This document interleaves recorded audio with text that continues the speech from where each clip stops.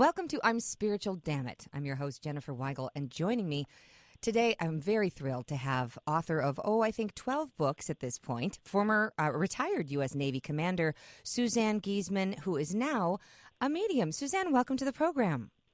Thanks, Jen. Good to be here. So am I correct? Is it 12 books under your belt, young lady? It is. We just gave birth to the latest one within the last month. That's right. I'm holding it right here in my hand, still right here, a true story of healing and hope.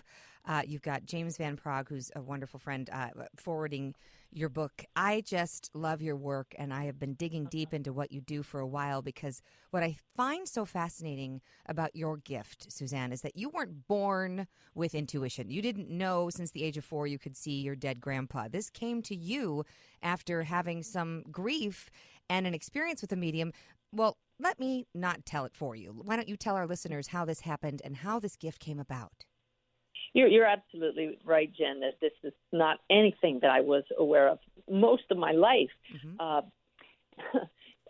I jokingly tell people if I had talked about seeing spirits or channeling higher entities back when I wore a Navy uniform, they would have yanked my security clearance.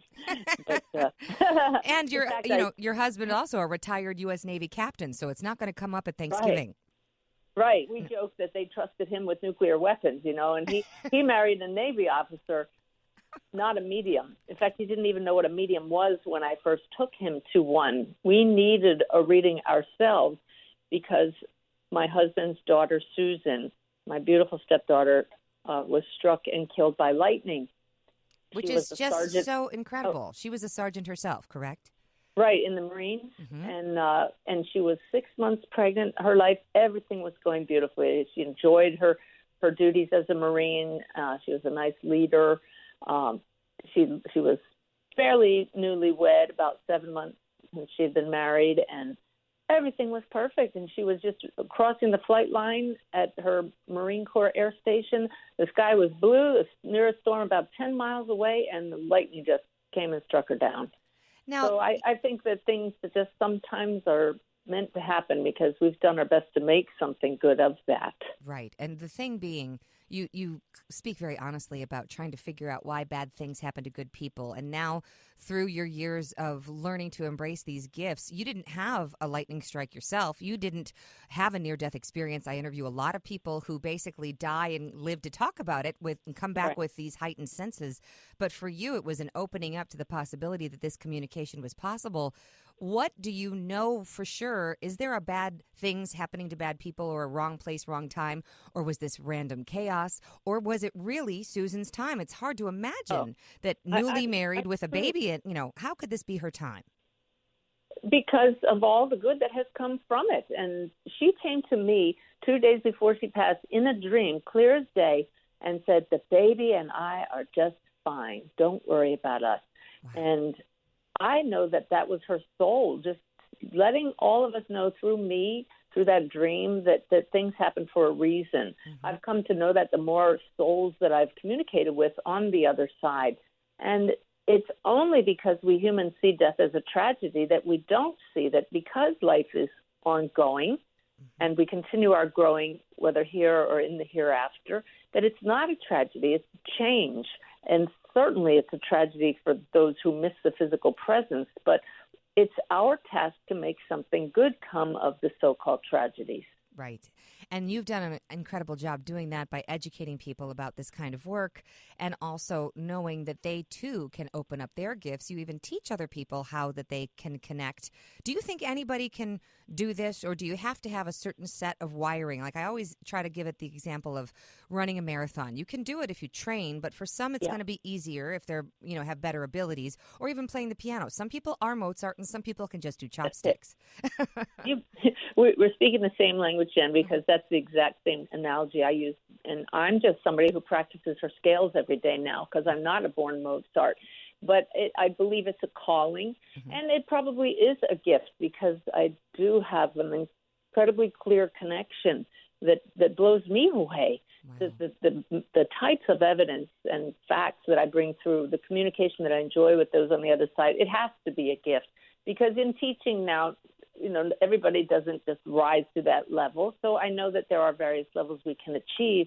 But in answer to your original question, I believe we all have the same equipment, and that's the soul. Yes. So we all have the capability of tuning in, and then from there, it's how much of a gift is it, and how committed are you to developing that gift? And how important is it, religious beliefs? I know that you talk very openly about not having a specific belief growing up, and Christ consciousness comes out a lot in some of your talks and your presentations. So for those who don't embrace, Jesus, what are your beliefs as far as our religious beliefs, and then how we can tune in and what happens when we die?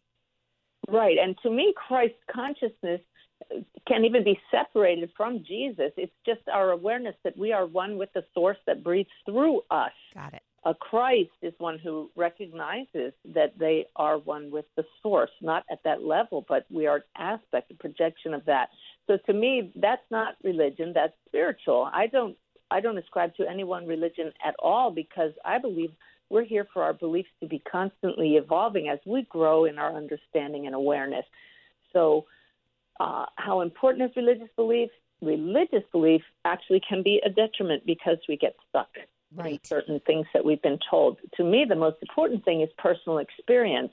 And I haven't had that near-death experience like you spoke of, but I've had at least 4 what we call STEs, spiritually transformative experiences, in an expanded state of awareness that just showed me what we're part of, something so much greater than this physical world. And those are life-changing. And the STEs, did those come when you spoke these words, Jesus, if you are real, let me feel you? Or was it another time? Oh, that was just another time. Those types of, I chose Jesus to let me feel him only because he was not part of my upbringing. And I thought, if we're going to go for something big, let's go for somebody like that. Right. Let's go for a stranger. I mean, I'm familiar with your work, Jesus, but we didn't grow up together. Exactly. Yeah. Exactly. I could have just as easily said Buddha, and I haven't tried that yet, and I may. But no, my spiritually transformative experiences came without words, came without visions. It was just light and bliss that left me sobbing.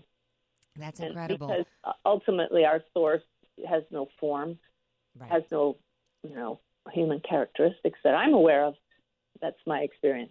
So when you get quiet, Suzanne, and when the messages start coming through you, how do you get them? Is it audient? Is it clairaudient, clairvoyant, clairsentient, claircognizant? How does that transmission work? Yes, all the above? Yes, all of the above. That's what the beauty of it is for me, because then, Jen, it becomes this beautiful mixture of all of those senses together, painting this big picture. My goal is to reveal the loved one's presence with as many layers, with as much meaning as possible. So I can say, look, your loved one is saying this, and they're showing me that, and I feel this from them, and all of that together reveals their presence. That's the goal. In the latest book, Still Right Here, you do talk about the mainly getting over the grief of losing a child, because that's the focus of the children on the other side that are bringing these incredible messages, and some are acts of God and accidents, and actually you also address, those who take their own life or overdose. I know a lot of people who have had these terrible losses, and they're very much struggling with this reality that they somehow signed up for this, right? If we choose our parents or our children choose us, how could this be? But like you say, what comes afterwards? How deep do we dig? How do we look under the hood and examine what's going on and try to spread, like you say, love? All we are here for is love. You say that quite a bit. And if that is truly the case, looking at our current, landscape, I guess you would say, it's hard to imagine that we're only here for love when there's so much conflict. I mean, I'm just looking up at these television monitors here in the studios where I'm recording at WGN, and it's just headline after headline of, wars coming back to you.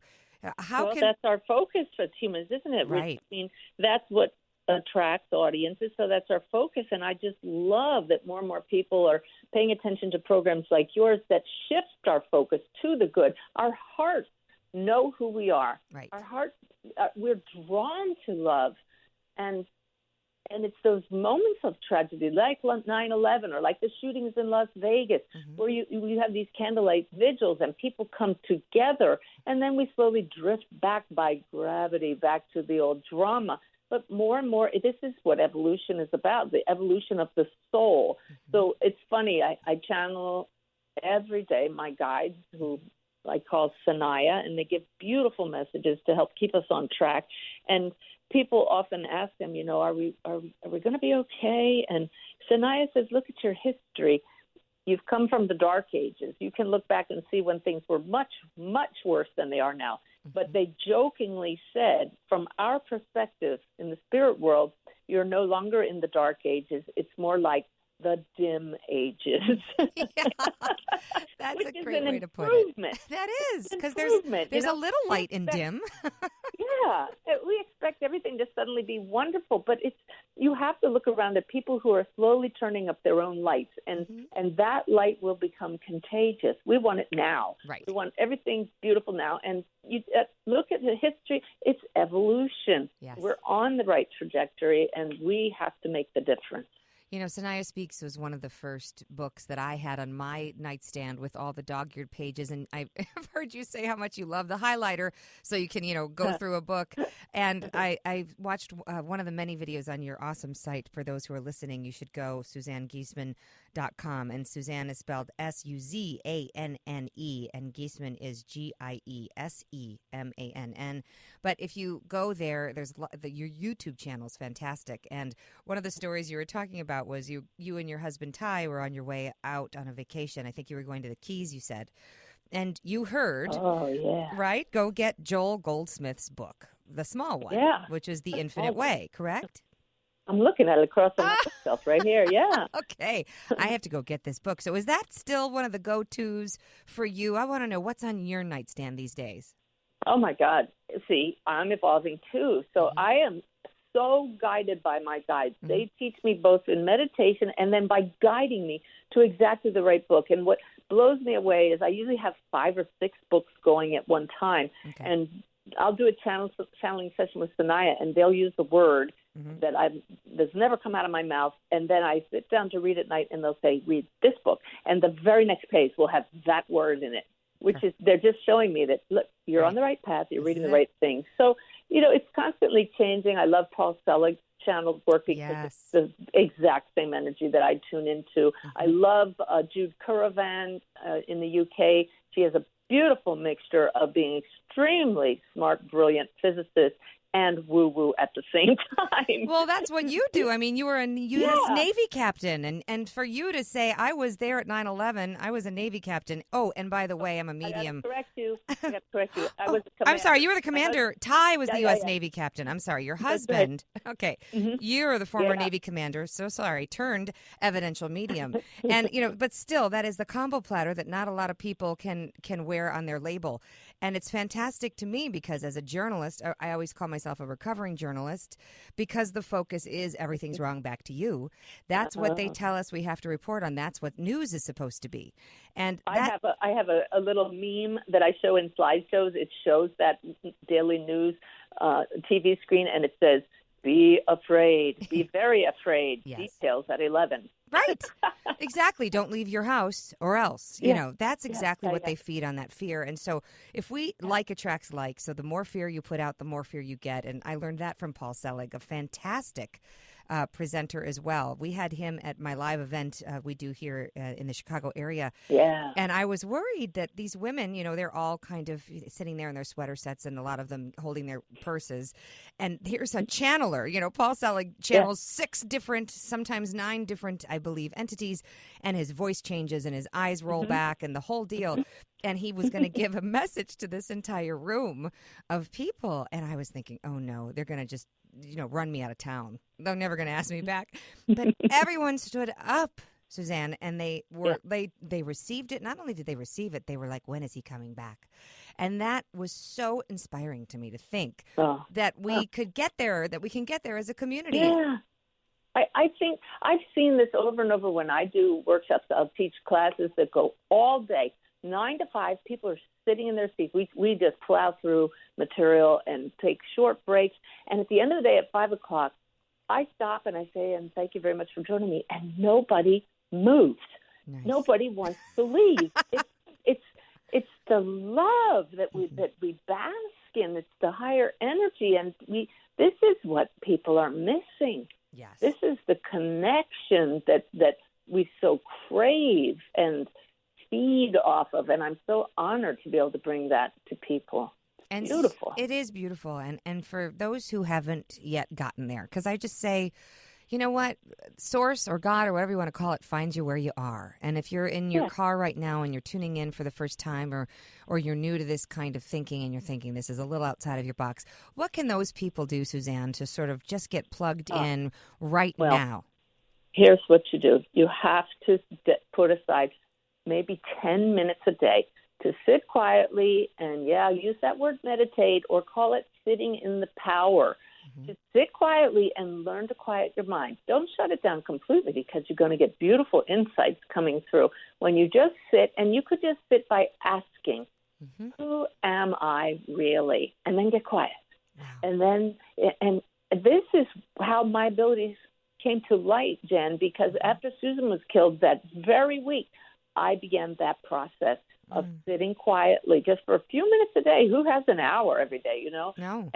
And my goal was to find out, is Susan really dead and gone, or is she still here? I want to connect with her myself. I'm going to meditate.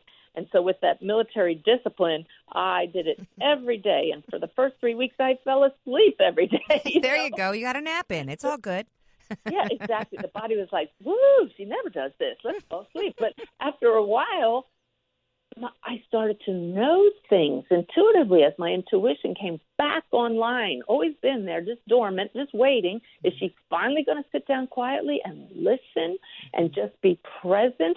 And now that daily time in the silence is sacrosanct. It used to be, exercise every day. That's priority number one. Now it's priority number two. Number one is sitting in the power to connect with my higher self and my guides, because that's the eternal side of us, and that's where the magic happens, and that's where the answers are, and that's where the love is.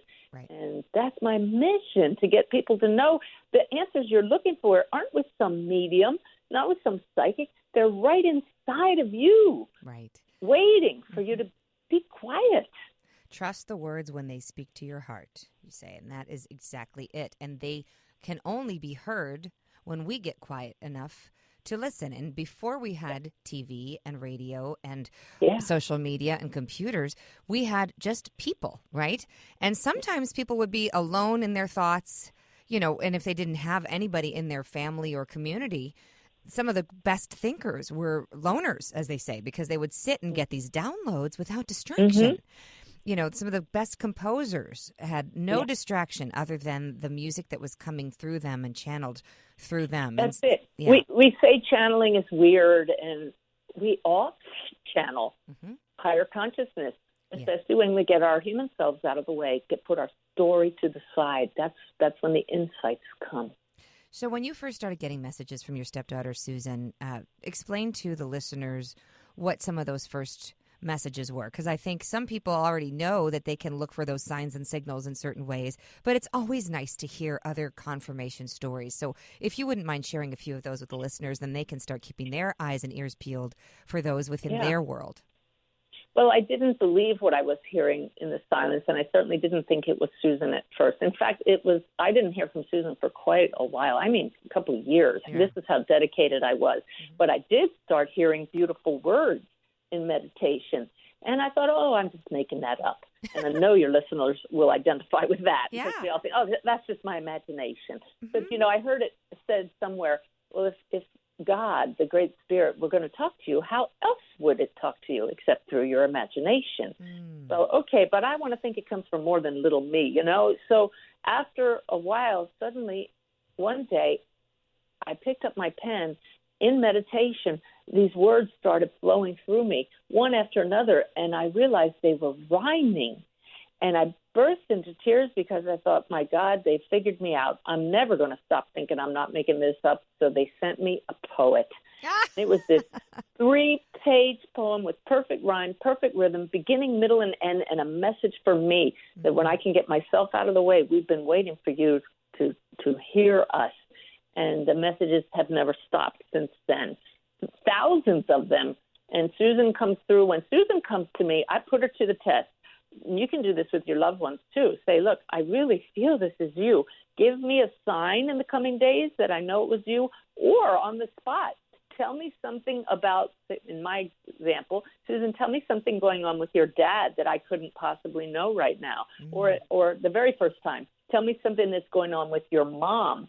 And she said, well, her cat is sick, and she has Christmas lights up in her house right now, even though it's summer. These may seem random things, but I came out of that meditation, thanked her. We get her biological mother on the line, and sure enough, they had just brought her cat home from the vet, and she has Christmas lights wound around the banister on the staircase up her house year-round. Year-round. That's Year great. round. And you couldn't have known that. I tell this to people a lot, the evidential stuff that nobody can Google, that unless somebody has a camera in, that lady's house, you're not going to know this. And so for those who are skeptical and cynical, I say cynical is when the block is up and the barricade can't be moved. A skeptic, you can move that line with evidence to show them otherwise. And it's that true evidential experience like you had that you can't deny it, and you finally move into someone with faith and you know this to be truth. But it is a process, and you cannot impose these kind of beliefs on somebody that hasn't had that barrier moved just a little bit through some evidence, right? Oh, I love this one reading. The lady came with her husband for reading, two separate readings back to back, and she said, "You want to go first, honey?" He goes, "Yeah," and he sits down. I said, "So how do you feel about mediumship?" Just feeling him out, and he says, "Well, I'm kind of on the fence." And let me tell you, after the reading, his eyes get bigger and bigger as the evidence coming through. I said, near the end, I said, "And you have a friend who died in a car crash, and he's calling you bro, and you guys used to smoke funny cigarettes together," and a couple other things like that, and at the end of the reading, his big eyes, I looked at him and I said, "So how do you feel about mediumship now?" And he says, "I got to tell you, I'm not on the fence anymore." and that's the beauty of it, Jen, that I don't try to take on skeptics. They're exactly where they need to be. There's a reason for whatever their belief system is, but the evidence speaks for itself. Right. And that's so true. You talked about the writing coming through you. I have recently met with a father of, he lost a child. It's just terrible, awful circumstances. But because of that, he's embraced this automatic writing ability that comes to him. At 3 a.m, he wakes up and has a nice chat with his beautiful son from the other side. And he's got lots of stuff to say. And for those who don't understand this, they think it's odd, but you know this to be so true. Yeah, and a lot of it will sound like imagination. They'll say things that we want to hear. Well, duh. They're going to tell us what we want to hear. But if you set the intention, look, I need you to throw some evidence in here. I need you to tell me some things that I don't know. They'll do that. And then you can't deny the beautiful things that you could make up and you want to be true, and they are true. I'm fine over here. I'm not suffering. That kind of thing. It may sound like platitudes, but when backed up with the evidence, that's when it changes lives. Now, for you, when you do your work and people come to you in distress, obviously probably through a great loss, sometimes it takes a while to get, the tracks back on, or rather the wheels back in the track for some. And grieving is a process that everyone takes their time differently. But it is important to go through that grief and not just pretend it didn't happen. You have to feel it and then move through it, and then it's on the other side. Right? Would you agree?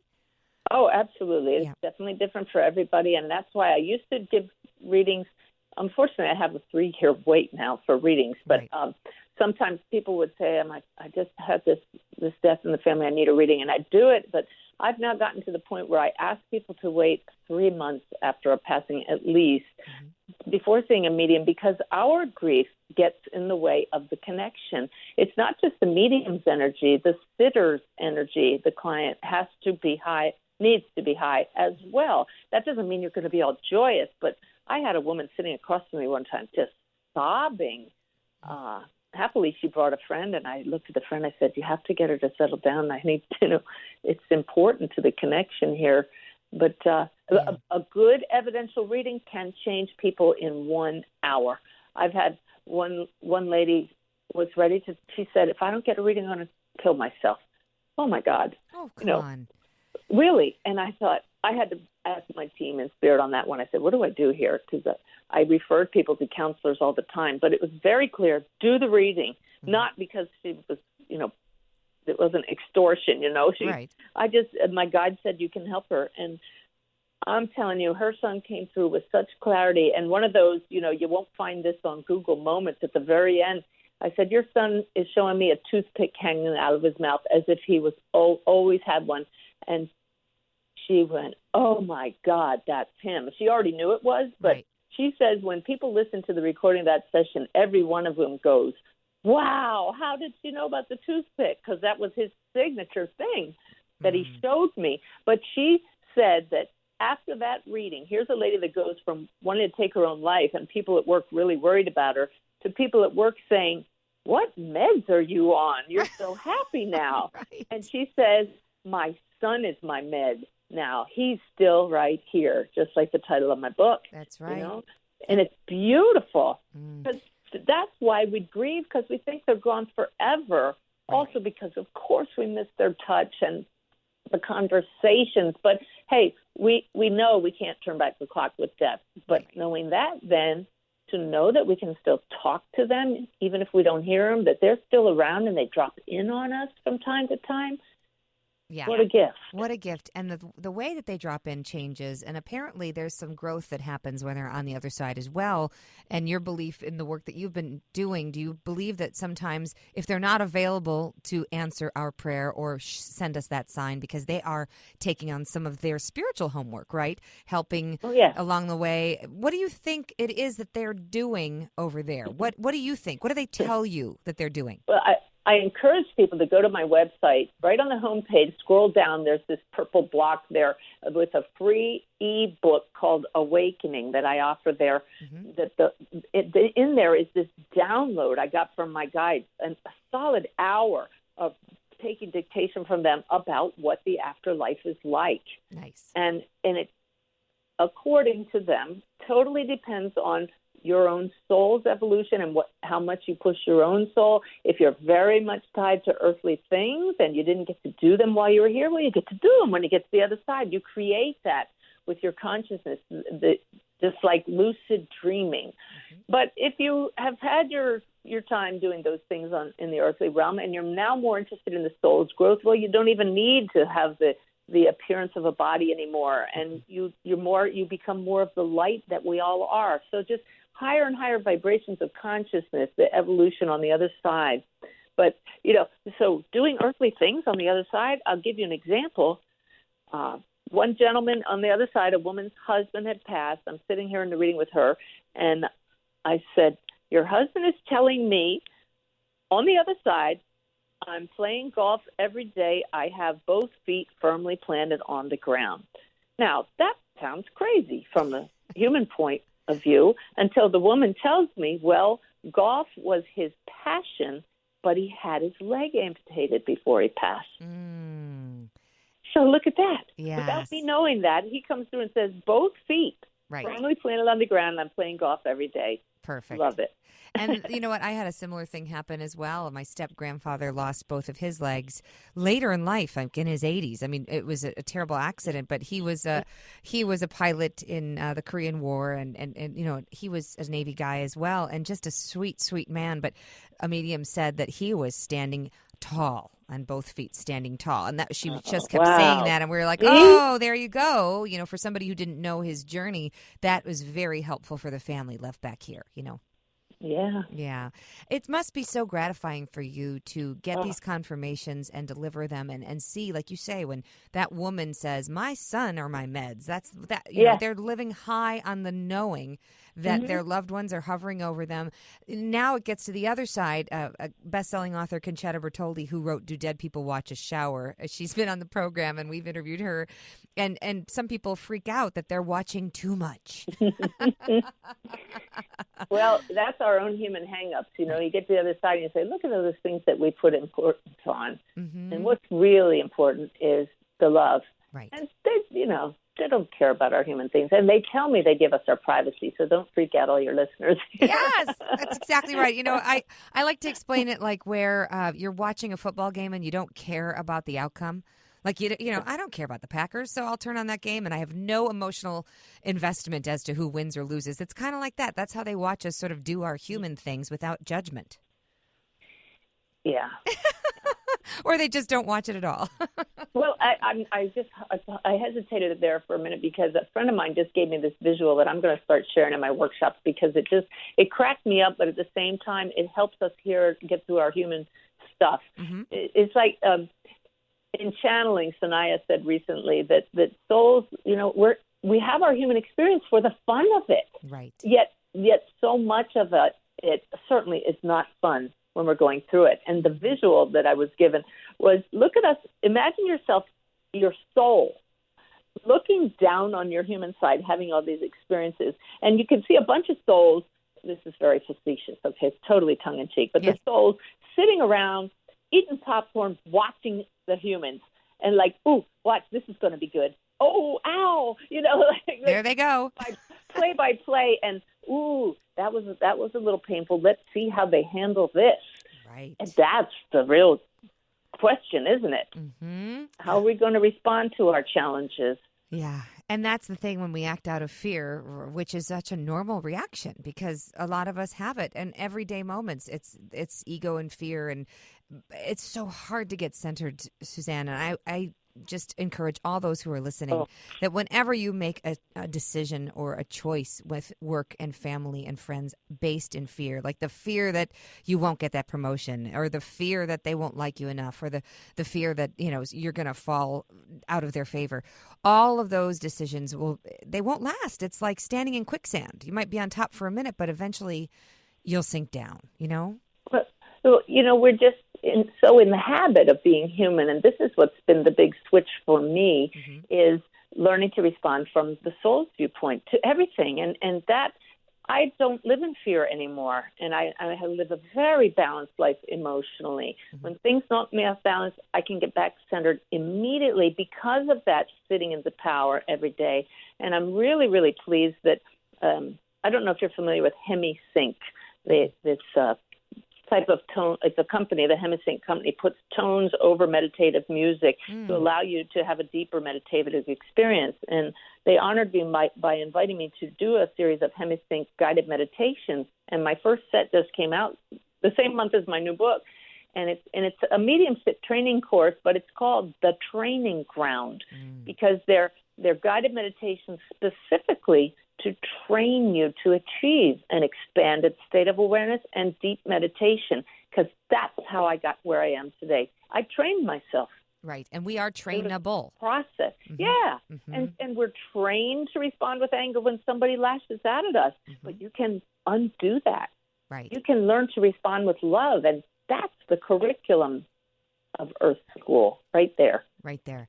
And the rewiring isn't as difficult and complex. Well, it does take dedication, and like you talk about learning to meditate with your military background with diligence daily. If we do that, like you talk about the audio, there is a definite vibration that our bodies respond to, our energetic bodies, our spiritual bodies, our physical bodies, that some have different resonance. Some people really love and thrive with classical music, and other people need a certain kind of rock and roll or new wave. It's all different. We're all wired differently. So find what works for you. Listen to a bunch of different things and try them all on for size and see which one gives you those goosebumps or whatever it might be. And that's your choice, right? Yeah. And on my website under resources, I have 3 free downloads of guided meditation. So I really encourage people to try those. Yes. There's no lack of good stuff out there. There's a lot of good stuff, and I'm so grateful that you're continuing to go out there and get the word out as much as you are. I'd love to know what Ty's role is these days. Are you two going on the road together still? Is he just as game on? Okay, good. It's so wonderful that you have a camaraderie like that, because a lot of couples, I know when they, one person becomes spiritual, the other might not be ready to go there, Well, he hasn't. He doesn't meditate, and he jokingly says, "I'm a new age kind of guy," and we laugh because he's not. He has very strong opinions and doesn't hesitate to voice them, and that to me is my test. Because I try to be more middle of the road these days, and yet I know that's his path and this is mine, and yet he's so supportive of this work. That's wonderful. I know I've changed a lot, and I love him with all my heart, and so I know I need to honor all aspects of him just like he does with me. It's beautiful. You know, when you were talking in one of your talks on your YouTube channel about when you heard Thessalonians 2:13. Now, for those out there, you know, you admit you didn't study the Bible. You didn't even know what Thessalonians was. I didn't know what it was. I turned to Ty. I opened my eyes. I said, "What is Thessalonians?" And he jerked like, "Why is that coming out of your mouth?" You know. Exactly. And you went and you looked it up and you found that it's the word of God is at work in those who believe. Mm-hmm. And I believe that God's spirit, love, whatever you want to call it, works through us because it is us. We are all projections of awareness, of consciousness, and we just have to ask. I pray, bring it on. Bring on the miracles. Make me your messenger, and may my lessons be as painless as possible, please. Right. That's true. I'm tired of learning the hard way. Right. And that's funny. I went to meet John of God, the healer. He was in Toronto. And I wrote about this in my third book, This Isn't the Life I Ordered, where people were saying you have to write down what you're going to ask John of God to pray for with you. And people were saying, I'm just going to ask for my highest good. You know, I'm just going to say, help me with my highest good and whatever that is, blah, blah, blah. This lady in line looked at us and said, I wouldn't do that because sometimes your highest good can be pretty hard. Yeah. Oh, yeah. Hard and painful. Are you sure you're up for it? And we all kind of went, really ooh. Wait a minute. Let me scratch that out and do something else. Have you ever experienced a hands-on healing or something like that where you really know that Source was working through the individual for physical ailments? I know your spiritual wellness is incredible, but what about the healing aspect? Well, I've certainly had emotional healing and blockages removed with healers working on me. And then if you read Still Right Here or watch on my video channel under resources on the website, Irene's Healing, how spirit work flowed through me to heal a woman of her grief. Yes. It's beautiful. That is incredible. You are a tool for that with the healing and the hands-on healing. And for you and for others out there, they might not know they have these abilities. And then your hands turn on and the next thing you know, you're a vehicle. We all are, because we're all aspects of Source. So it's just, you know, when you start asking, the answers start coming. So have you been asking? Yeah. It starts with belief. And when I wore a Navy uniform, I wasn't just a Navy commander. I was the aide to the chairman of the Joint Chiefs of Staff, the highest ranking officer in the military. I flew on Air Force One with the president. I was a commanding officer. Yes. I served as high as they could come, but at that time, I didn't know this greater reality was there. It never occurred to me to ask. Right. I was so focused on this human stuff, and now I'm so focused on the greater reality and coming to integrate with that greater aspect of us, to walk around in this integrated state, to be able to get instant access to this kinds of insights that I didn't know were available, that now it is available. Right. So belief opens the door. And for those pet lovers out there, you mentioned this, of course, and Still Right Here. There's. I'm looking over here right now at Linus, who is Carly's dog. For those who love their animals so much they can't imagine life without them, I've met many mediums who don't specialize in animal communication, but it does happen. Can you tell our listeners about where our loved pets are on the other side? They're in the same place as your loved ones are, waiting for you to come join them, because pets have little souls and personalities. And I wouldn't have believed it, except that I've had people come to me grieving over a loss, only to find out it's their dog or their cat. And the very first time that happened, I thought, how am I going to get evidence from a cat? Because I'm an evidence-based medium, and I would not have been happy to say, oh, yes, Fluffy is here. She loves you so much. That's not how it works for me. No. I need evidence. So I tuned in. I said, well, all right, let's see what we can get from this cat's soul. And I felt a little presence, and I said, well, your cat's showing me it passed at 18, is coughing and sneezing. And she said, my cat was 18 when it passed, and it had pneumonia. Well, I'm like, oh, my God, you can get evidence from a cat, you know, and it went on and on like that. I said, your cat says, it didn't really say it, it was speaking in concepts, you know. I said, your cat's showing me, even when you went out in the car, it would go with you in the car and sit beside you on the seat. Who takes their cat in the car? She said, I did, everywhere, you know. Yeah. It's great. It is. I hope I never lose the awe Right. The creativity, the beauty, the love, Mm-hmm. the two-way interactive conversations that I have with souls. That's right. Pick your medium, folks, meaning your way to facilitate these conversations, whether it's through a pen and a paper or just getting quiet and listening. You can do this as well. And people like Suzanne are out there to help you embrace it and know what's possible. And if you are grieving over the loss of a loved one, and especially if you are a parent, helping parents heal, there's all sorts of buttons that you can click on Suzanne's website. But Suzanne Giesemann's website is SuzanneGiesemann. Still right here is the latest book, and you can just get lost for hours on her website, and I recommend that everybody do it. And now I'm going to get those meditations with the healing tones that you talked about, Suzanne. Hemi-Sync, that sounds like a wonderful tool for those who haven't I yet need tried you it. to let me know your experience, because the feedback hasn't been lukewarm. It's been, oh, my God. Wow. You know, the experiences people are having, that the kind of bells and whistles we all want in meditation, they don't happen every time, but this really helps facilitate those. I can't wait. I'm so excited. We learn something through every conversation, and there have been so many things I've learned in this one. Suzanne, thank you for all the work you do, and I hope we can continue to be in dialogue, and maybe we can get you to come to Chicago for an event. Oh, I'd love that. Thanks, Jen. Fantastic.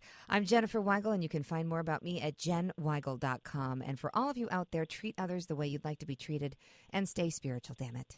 Be spiritual, damn it. Be spiritual, damn it. Be spiritual, damn it. Be spiritual, damn it. Be spiritual, damn it. Be spiritual, damn it. Be spiritual, damn it. Be spiritual, damn it.